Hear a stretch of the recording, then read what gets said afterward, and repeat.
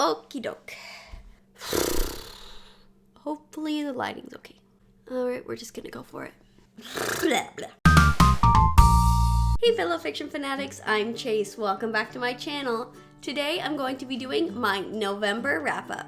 As you can tell, this isn't my usual setting, but we are in the process of moving, so this will be my setup for the meantime. So in November, I was able to read 3-ish books. I say that because the first couple books I was able to get to were from the Magic Treehouse series. I read books number 26 through 44. In these books, Jack and Annie go on more adventures and help historical figures with their wits, talents, and a pinch of magic.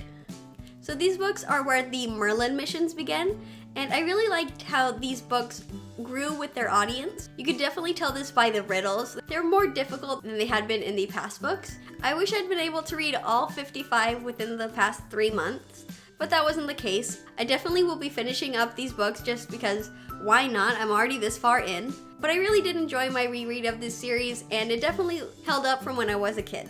So I gave these books 5 stars, and these books helped me complete my Throwback Thursday challenge, which is where I read books from my childhood.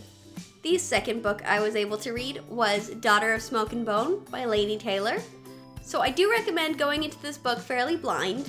So just to give you a little bit of a synopsis, this book features a girl named Karu, who is a young art student in Prague, and she goes on mysterious errands for her caretaker, but she doesn't know what purpose she's going on these errands. So that's pretty much all I can say without spoilers, but I really enjoyed this book.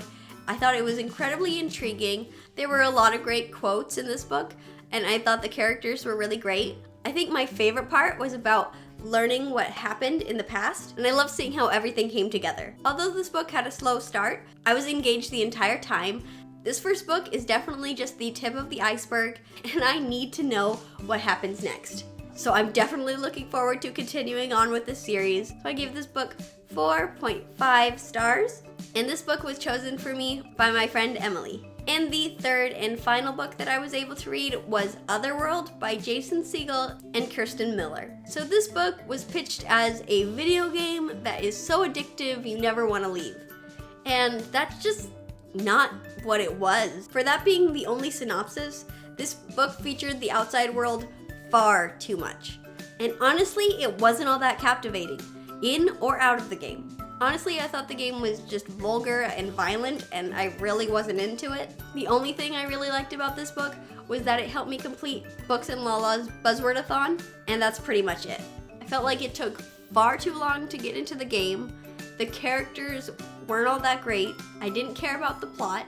And there was a quote in the book that pretty much summed up how I felt about it. And it says, "Do you like it? No, of course you don't. It was designed by a madman to cater to perverts and psychopaths." No offense or ill will intended towards the writers of this book, but this was definitely not for me. I will not be finishing this trilogy.